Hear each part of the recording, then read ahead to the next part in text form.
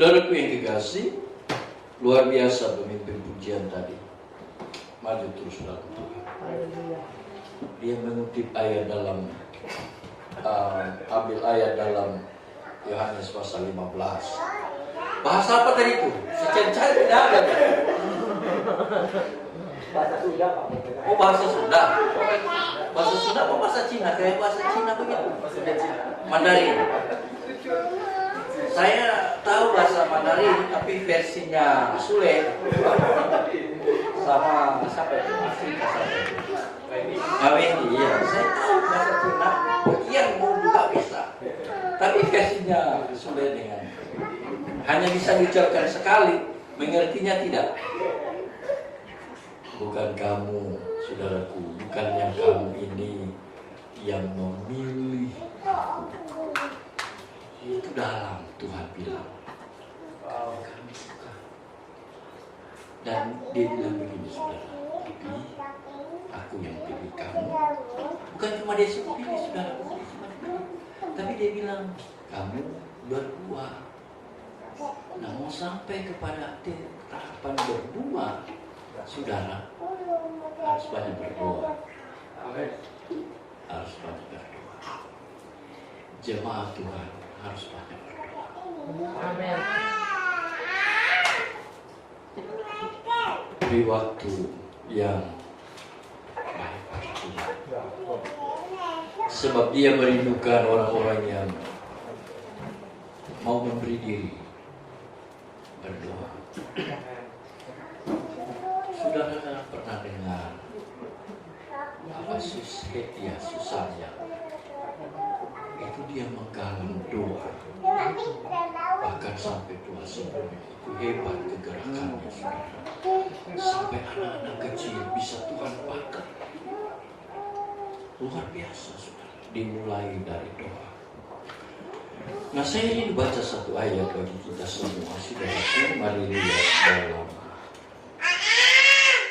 kitab Efesus, saudara.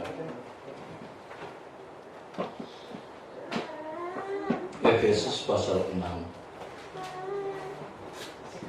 Dalam pasal ini, saudaraku, dalam pasal 6 ini, khususnya ayat 10 sampai ayat yang ke-9, ke-20 itu, saudaraku, Lembaga Alkitab memberikan judul perlengkapan rohani.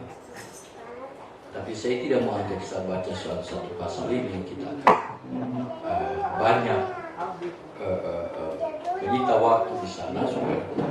Sebab saya juga ditugaskan, saudaraku, oleh gembala saudara, bukan saja menyampaikan firman Tuhan, tapi bawa jemaat Tuhan dalam penyembahan.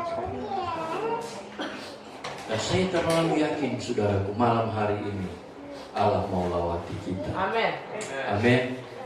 Yang penting saudara dan saya buka hati. Roh Kudus hanya perlu hati yang mau menyerah kepada Tuhan. Roh Kudus tidak perlu, saudaraku, dia tidak pernah melihat engkau punya, saudara punya model rambut saudara belah di mana, belah tengah atau belah samping, dia tidak peduli itu, saudara. Tapi dia peduli hatinya. Haleluya. Amin. Karena Petrus dia bilang begini, saudara. Iblis dia terangkan begitu.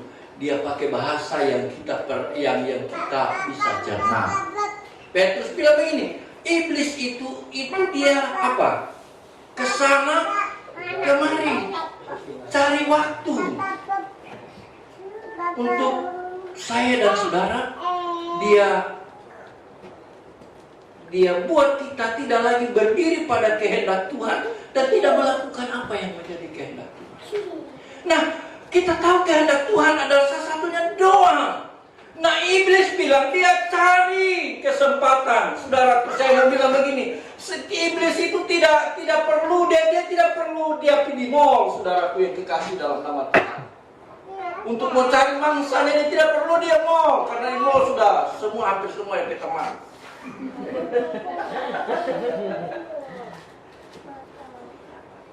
Tapi iblis tahu sasarannya yang empuk. saya dan saudara. Biar lagi saudara datang malam hari ini tidak mandi, mungkin maaf. Kalau ada pun saudaraku, saya bukan berarti menyinggung, tapi kebetulan yang terlintas dalam pikiran aku ini yang tidak mandi. Kalaupun saudara tidak mandi datang di tempat ini, iblis tidak lihat itu. Tapi yang iblis lihat, saudaraku, yang bikin iblis tertarik adalah hatimu yang engkau bawa dari rumah mau datang menyembah Tuhan. Saudara yang kekasih dalam nama Tuhan Yesus, kadang-kala waktu kita berdiri mungkin di mana saja, pandangan kita tertuju dengan orang yang lewat karena dia pakai parfum mahal, karena dia punya penampilan bagus, karena dia seksi, karena dia apa, dia pakai baju yang belum terlalu jadi kah, dia mau bagaimana, rambut yang sudah terserah. Tapi saudara mau tahu, iblis tidak pernah tertarik dengan yang begitu. Yang tertarik yang begitu-begitu itu yang mata keranjang itu. Tapi iblis tertarik dengan hati saya yang saudara, yang selalu mau datang menyembah Tuhan. Mari kita baca dulu ayat. Itu kalau saudara marah. Ada live tuh.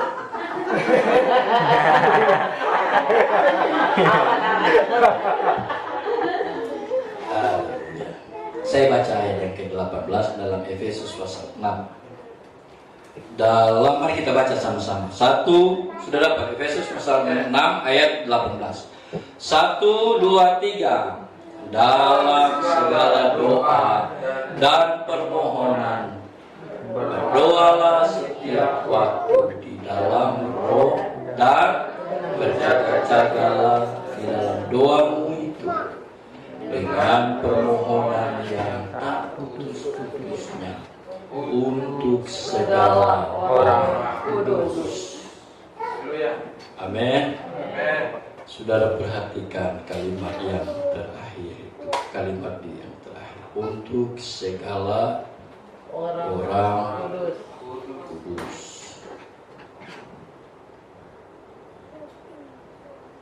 Saudara yang kekasih dalam nama Tuhan Yesus, Paulus, saudara, dia beri nasihat kepada jemaat yang ada di Efesus. Saya tidak perlu menjelaskan tentang bagian-bagian yang di atas itu untuk mempergunakan perlengkapan senjata Allah dan perisai. Saya tidak perlu itu, saudara. Saya tidak perlu. Saya tidak mau jelaskan itu malam hari ini. Tapi saya mau fokus kepada ayat yang kedua, supaya kita tidak banyak waktu. Sebab saya selesai ini orang saudara sedang habis ini pulang. Saya ikut istri di puncak. Jadi habis dari sini anak di rumah baru pergi lagi di Cisarua. Saya ke Himalaya Hisar, daerah di sana di belakang ini.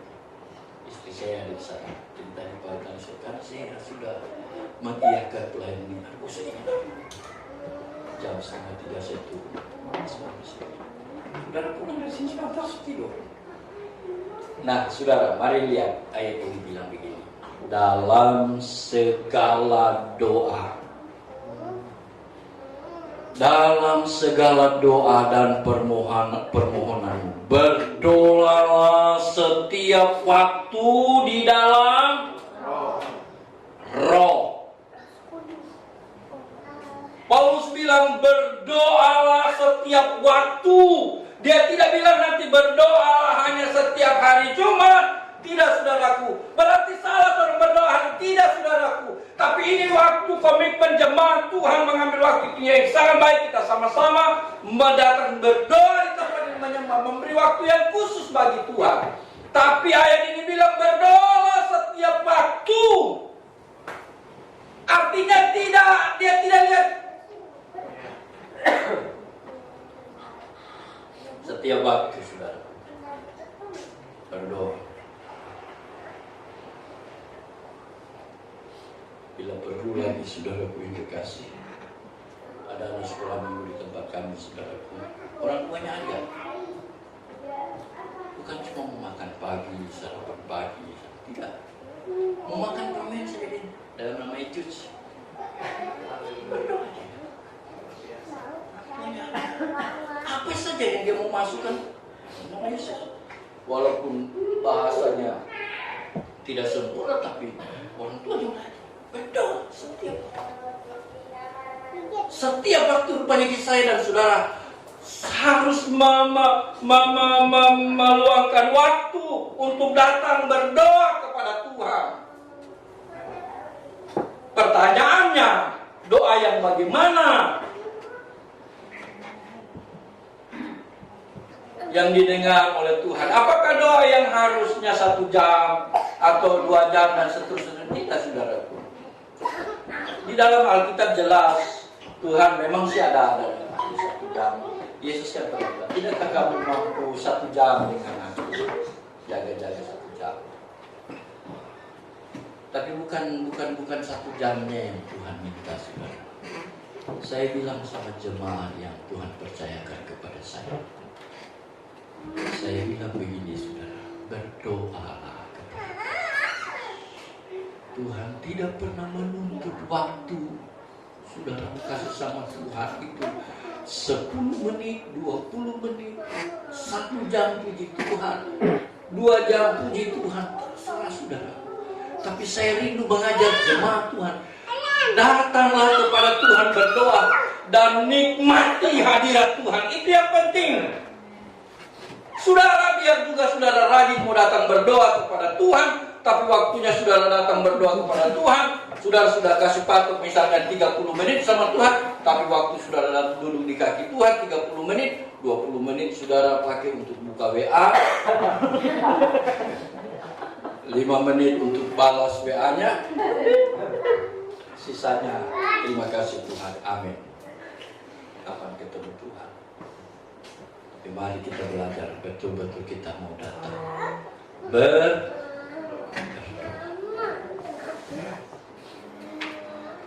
Saya belum bilang tentang apa itu doa saudara kasih.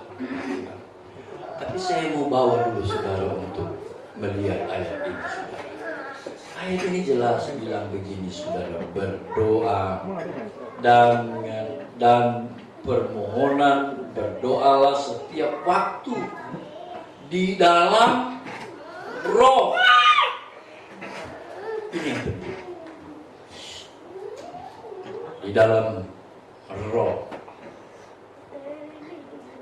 Ada satu cerita saudaraku yang kekasih, saya tidak tahu itu benar apa tidak, tapi saya cuma dengar juga senior saya khotbah, dia kasih selentingan ini.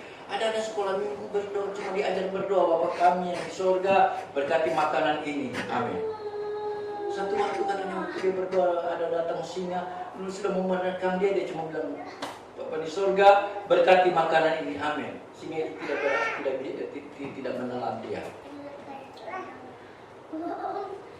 Tapi intinya dia datang berdoa, dia datang kepada Tuhan. Dia belum masuk dalam roh. Nah, ayat ini bilang, saudaraku, mari saya dan saudara berusaha berdoa di dalam roh. Bagaimana itu berdoa di dalam roh? Oh, ini panjang nih, saudara. Berdoa dalam roh ini. Berdoa di dalam roh, saudaraku, bukan berarti saudaraku, maaf, saya bukan berarti saudaraku yang dikasih waktu kita duduk kepada Tuhan lalu kita berdoa, sudah itu kita berkatakan berdoa di dalam roh. Saya juga tidak mau berani menjelas, tapi ya, oke lah. Saya bilang, ya mungkin itu berbahasa kita sementara berdoa dalam roh. Tapi saya mau tanya, apakah waktu kita berbahasa roh, kita menikmati benar-benar Tuhan menjamah hidup saya dan saudara? Amin. Apakah itu hanya menjadi satu kebiasaan kita yang selalu kita latih dan latih terus, tanpa kita menikmati hadirat Tuhan? Berdoa di dalam roh adalah ketika Allah kita beri waktu Dia menjamah hidup saya dan saudara. Tanpa terasa Dia akan memberikan saya dan saudara lidah-lidah baru. Amin. Yang keluar dari dalam hidup saya dan saudara. Waktu kita menyembah Tuhan tidak terasa air mata kita mengalir. Kenapa? Karena Roh Allah menjamah hidup saya dan saudara. Allah mau saya dan saudara sampai kepada titik itu, saudara. Berdoalah kamu. Berdoa di dalam Roh. Kenapa kita sampai Tuhan bilang kamu harus berdoa di dalam Roh? Saudara yang kekasih dalam nama Tuhan Yesus, saya dan saudara,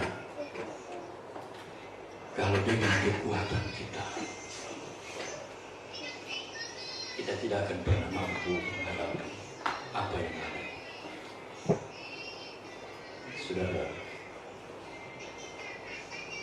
dalam firman kitab Wahyu dibilang, saudara, kalau waktu ini tidak Tuhan bersihkan, jangan-jangan tidak ada yang bersih selamat.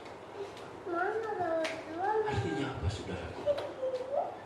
Wahyu bilang begini, kitab Wahyu pasal 2 apa pasal 3 itu dibilang begini, waktu dia melawati kematian di, aku tahu segala keadaanmu. Jangan saya salah lagi, berbal saudara dia di lain protes lagi.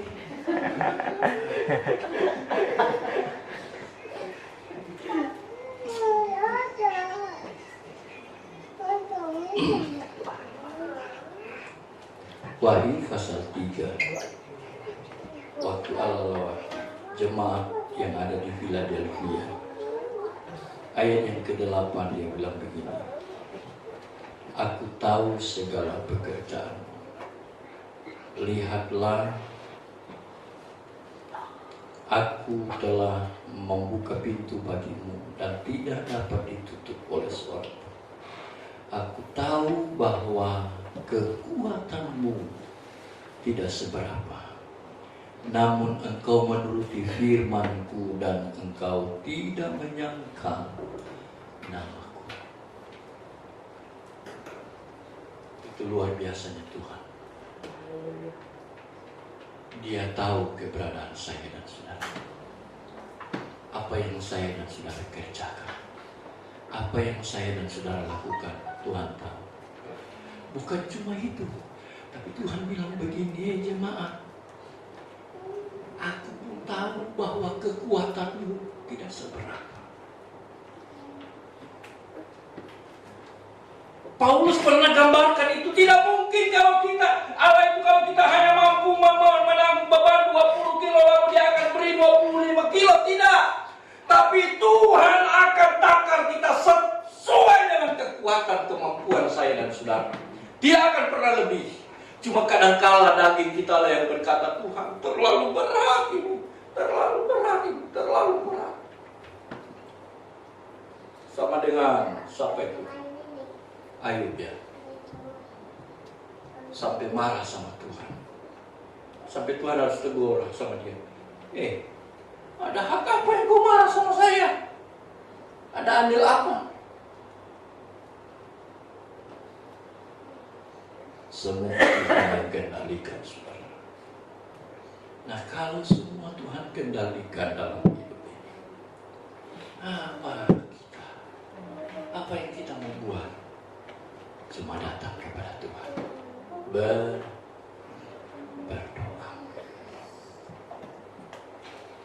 Kenapa Tuhan bilang kita harus berdoa?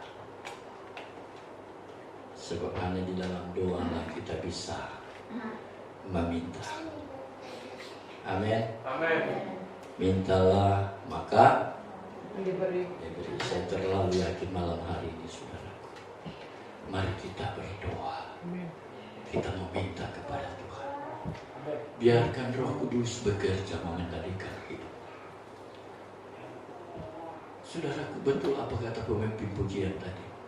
Mau dari mana ke kita?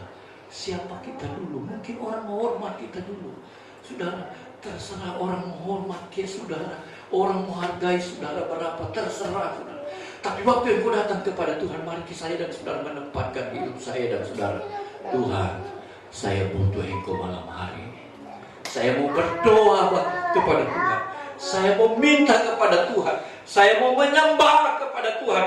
sebab hanya ini yang bisa saya bekerjakan bagi Tuhan. Tidak ada yang lain. Apa yang Tuhan lupain sama Tuhan? Semua Tuhan punya. Ini yang kadangkala jemaat harus perlu mengerti. Jemaat di sini tidak.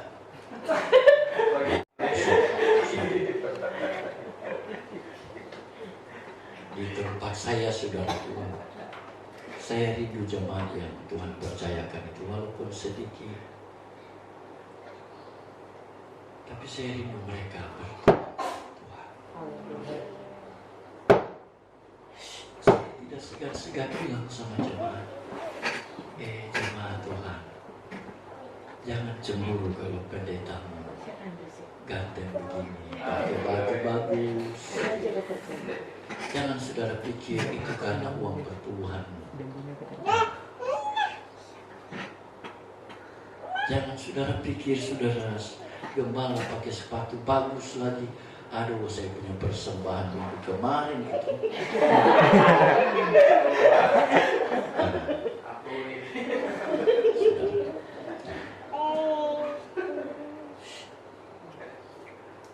Di tempat pelayanan saya, saudaraku, saya selingi dengan kesaksian sebentar.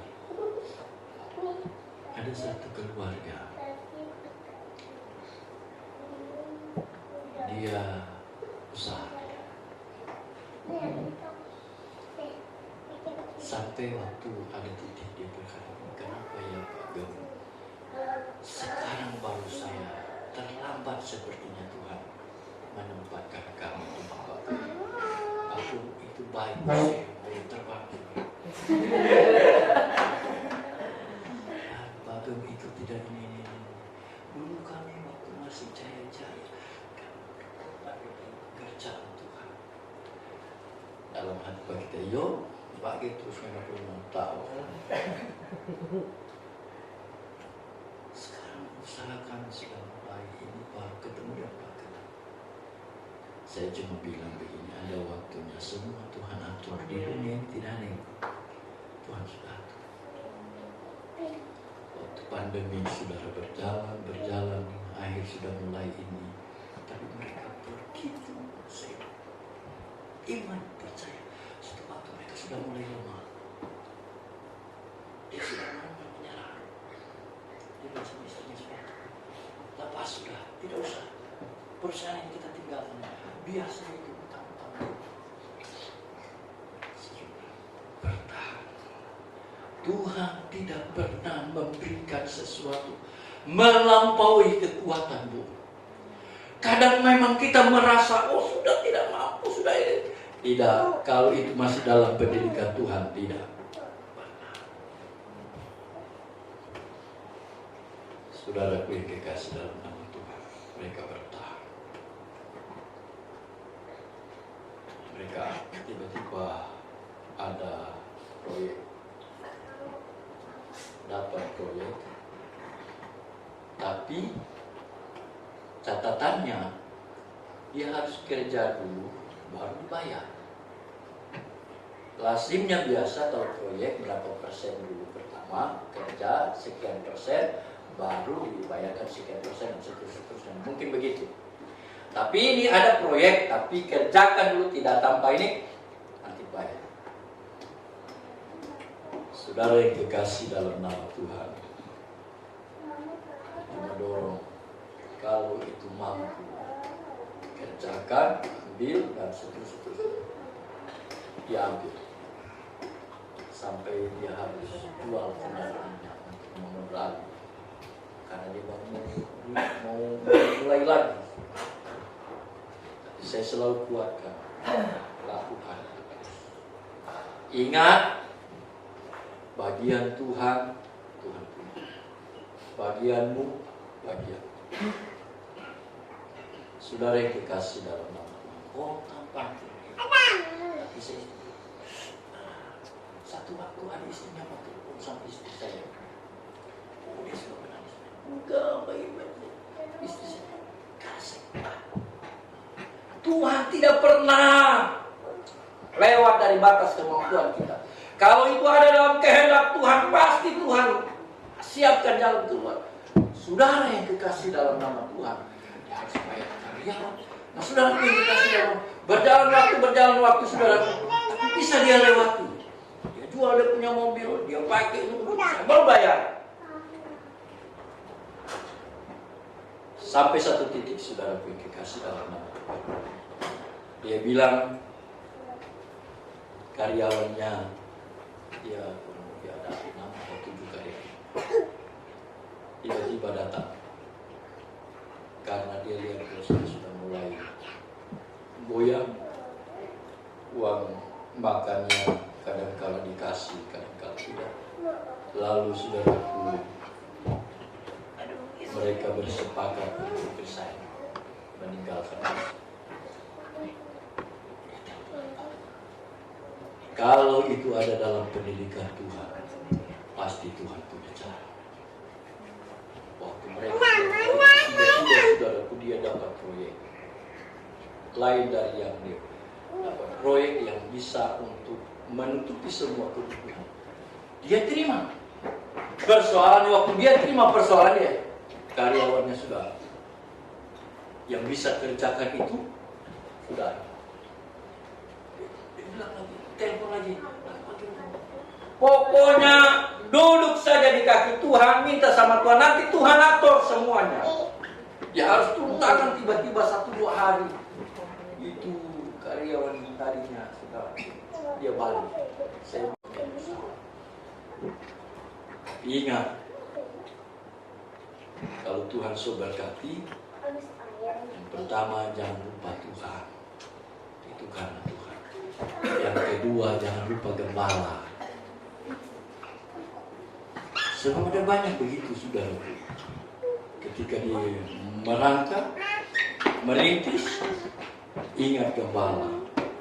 Tidak pagi, tidak siang, tidak tengah malam, telepon gembala. Tapi setelah diberkati, lupa gembala. Gembala itu tidak akan pernah sakit hati. Tapi jangan sampai gembala berdoa. Selesai itu dia.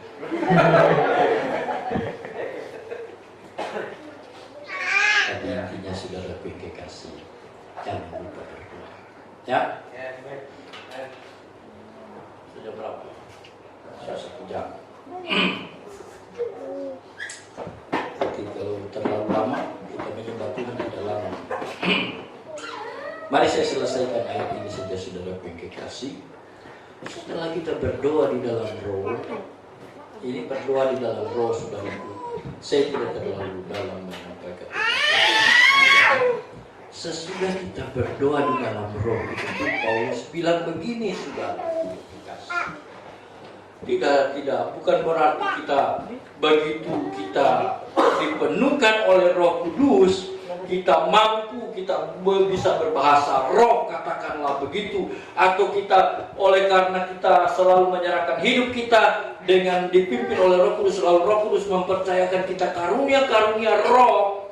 Mungkin ada karunia pernubuatan, mungkin Tuhan kasih karunia kesembuhan, Tuhan kasih karunia untuk karunia menafsirkan bahasa-bahasa roh. Puji Tuhan, itu memang sudah janji Tuhan, dia akan beri kepada jemaat.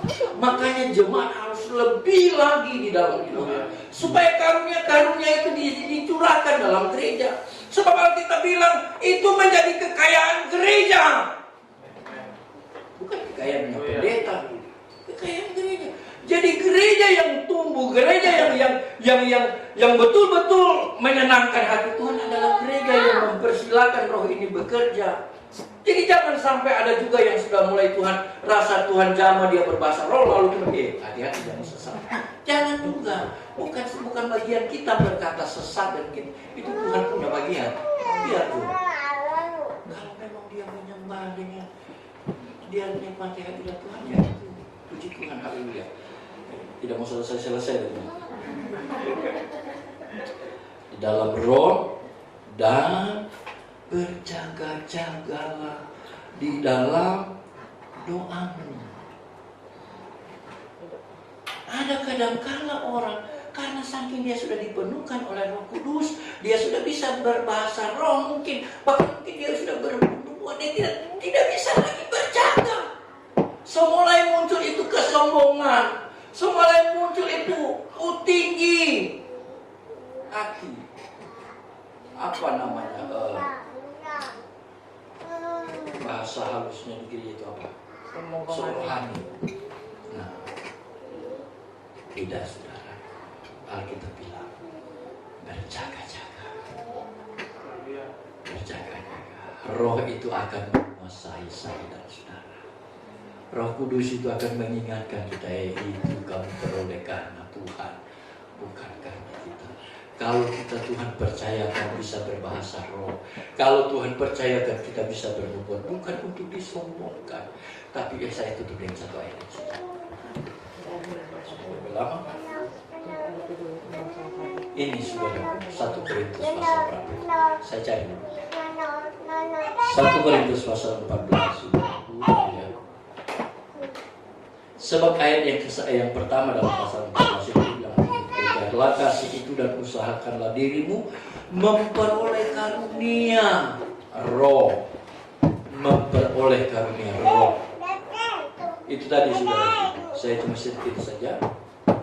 Itu tadi, memperoleh karunia roh itu. Ini karunia roh ini bukan kita minta. Karunia roh itu kita, namanya karunia, pemberian dari Allah. Karena kita sudah dipenuhkan Roh Kudus. Ini tahapan ini kita dipenuhkan Roh Kudus dulu. Kita penuh atau kita dipimpin dengan Roh Kudus. Hidup kita dipimpin oleh Roh. Maka Allah akan menilai sendiri, lalu Dia akan memberikan kita karunia Roh. Yang tadi saya bilang apakah itu karunia kesembuhan, terserah Tuhan, sesuai dengan penyerahan kita kepada Tuhan. Memperoleh karunia roh, terutama karunia untuk berbuat luar biasa. Kalau gereja Tuhan bisa ada karunia ini, luar biasa. Itu sampai di sini saudaraku, kita harus banyak berdoa. Harus banyak berdoa. Gereja harus banyak berdoa. Tidak boleh tidak. Kalau mau sampai di berdoa. Tidak usah pusing. Oh, mereka begini. Tidak usah. Yang penting kita banyak berdoa.